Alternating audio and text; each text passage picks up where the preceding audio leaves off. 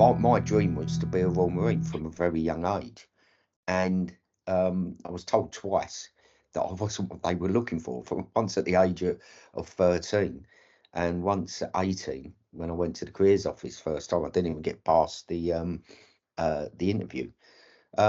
So I just didn't know my place in the world. I wasn't academic, uh, excuse me, which is why I'm so proud of the book, because I wrote it and I left school with no qualifications in English. Yeah. I actually got me, is it GCSE or GCE? I always forget. I got mine, I was GCSE. I was GCE. GCE. Well, I got Um, me GCE in English when I was in the Marines, and I had to get it as a corporal, as otherwise I wouldn't have got promoted to sergeant. So, I wasn't academic. I wasn't sporty. I loved football, played football yeah. all the time in the street, in the schoolyard, but I was rubbish at it. And I think I played football for a Sunday league team in Dagenham for 4 seasons as a centre forward, and I scored 2 goals. That's half a goal a season. And I remember one game, there was a corner, and I wasn't defending, I was attacking, and I was stood at the front post, and the ball came towards me, and I lifted my foot up. It went behind me, and the guy in my team behind me scored. And they said, "That's the best thing you've done for weeks." Hey, but you know what? Like, life is all about knowing when your skills fit the moment. Do you know what I mean? You could have Yeah, spent your whole just life waiting for the not. moment to raise your leg and being in the right place at the right time and done the right thing. I think that's a life lesson in itself, isn't it? No, I don't think so. If that's the best thing you can do, then find something else to be good at. But my point is, I wasn't sporty. I wasn't the cool, naughty scrote. I wasn't academic. So, and the problem with school, it's not so bad now. Teaching has come on so much, but definitely in my school, uh, if you wasn't one of the kids doing the O levels, then they just didn't care. It was nothing more than a filtering um, scheme for those that were going in the office and those that were going on the shop floor in the factory. Yeah. That's all the school did. Yeah. It's and if you were going in the on the shop floor in the factory, they just didn't care. There was no point in anything. So, So, and go on. so you know, in the book, you're really brutally honest about your childhood, and knowing you as I do, I would say that what doesn't kill us only makes us stronger. We wouldn't, Uh, I'm not saying that we wouldn't change things if we could, but by the time you got to, was it 17, and you went into the Marines, do you think you already had that I was mindset to 20, I survive? was 21 when One. I joined the Marines. I tried to join at 18 and got rejected at the careers office, didn't get past the interview. Yeah.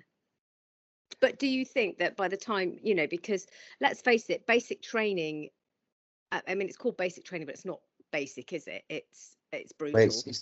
it's the longest, hardest basic military course in the Western world. Yeah. Um, and I don't know, if I'd have gone in at 16, I don't know. We had the average age of my troop was about 20 to 22. So I was bang in the middle age wise. And we had Yeah. 3 lads who went through as 16-year-olds, Yeah. and one ended up, he's still in actually, he's a warrant officer first class, so he went all the way to the top, and the other one went more or less straight into the special boat service. So they clearly had something about them at a very early age, and I can't remember who the other 16-year-old was. um so would I have gone through? I don't know. I really don't know. I see training, for me, and again, this comes out in the book. I scraped through the selection course, which is a 4-day, 3-night course at Lympstone called a potential recruits course. Yeah. And I know I scraped through because I was called back into the office by the sergeant major who ran the course and he said, you literally just scraped this. And when I joined training, I'd done the maths. I looked around and I knew only a third of us are going to get through because that's about the number that did. And I was firmly in the bottom third physically.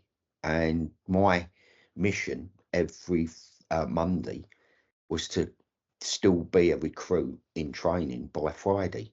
Yeah. And felt like I was clinging on by my fingernails. And a curious thing happened when I went on an exercise, and I thought in myself that the next physical thing, it was a Navex on Dartmoor, navigation exercise. I thought the next one that comes along, I ain't going to be able to do.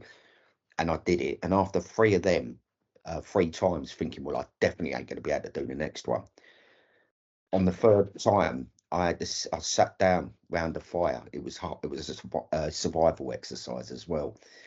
So we built fires and shelters, and I had to acknowledge that I thought I knew what I was capable of, but I didn't. In that moment, training changed for me, and I ended up being one of 11 out of 38 that actually went all the way through. Some guys got injured and passed out behind. Lots failed things and then had to redo them. So they eventually passed out, but I was one of only 11 out of 38 who got all the way through. And not only that, I got promoted rather reluctantly to essentially a section commander on the final exercise. So I finished as one of the stronger members of the troop. And the reason that all changed is that sense that, right, I thought I knew what I could do. I don't know what I'm capable of. And it was a quite straightforward lesson. But that changed my life as well. And that forms the basis. If I do a keynote speech, that is the crux of it all. Is I'm actually, and I've got the science to prove it. I never used to say it because I'm physically absolutely bang average, and mentally as well, absolutely bang average. I'm not. I don't think that's true. I don't think that's truthful. Well, you can think that, but you know, that's your But prerogative. I know you. You're not mentally average. You're mentally No, elastic. That's what I would say. No, that doesn't exist. That doesn't exist. Why do you think you're mentally average? No one is born with a strong mindset. It's just not true. I thought we were talking about intellect for a moment there, because oh yeah, I've got a brain the size of a planet. No, but there's different types of intelligence, isn't there? Yeah. No, I'm not. Sorry, I'm not mentally unusually mentally strong. No one is. Like resilient, mentally resilient. Yeah, no one is. No one is. You're born resilient, and then we all lose that ability. But resilient is just the ability to pick yourself up and go again. So I am actually resilient. I am, but the reason I am is because I was rubbish at everything. And if you want to get good at press ups, you do press ups. If you want to get good at running, you run. Resilience is nothing more than the practiced art of picking yourself up and going again. And if you want to get good at that, fall over, fail. And the truth is, I've failed at everything I've ever attempted. I failed it. I failed getting into the Marines. I got told at the careers office, you're not what we're looking for. I've failed everything except the one thing where only the ability to keep going and just do what they tell you. I was good at that, but then I didn't have an alternative. You know, it was kind of like the Marines was the only thing I ever wanted to be, and training for me was like the last throw of the dice. Really, I had no idea what I was going to do. You know, sometimes in life, from my own experience and talking to other people, that You can have a goal for a really long time and you work towards it, and then you get it, and it's a bit of an anticlimax. How did you feel when you finally, that passing out parades is an amazing thing. I've been to one, it's amazing. How did you feel when you finally achieved that? Well, there's a simple answer and a complicated one. I'll give you the simple answer.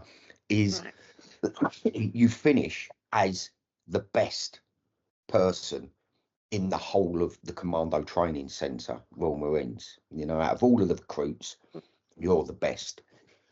And then you go back to being the worst when you join a unit because you're the least experienced guy. So it's going.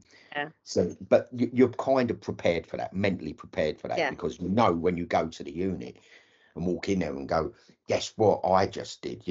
I just did Royal Marines Commando training. Yeah, look at you, go, yeah, so did we.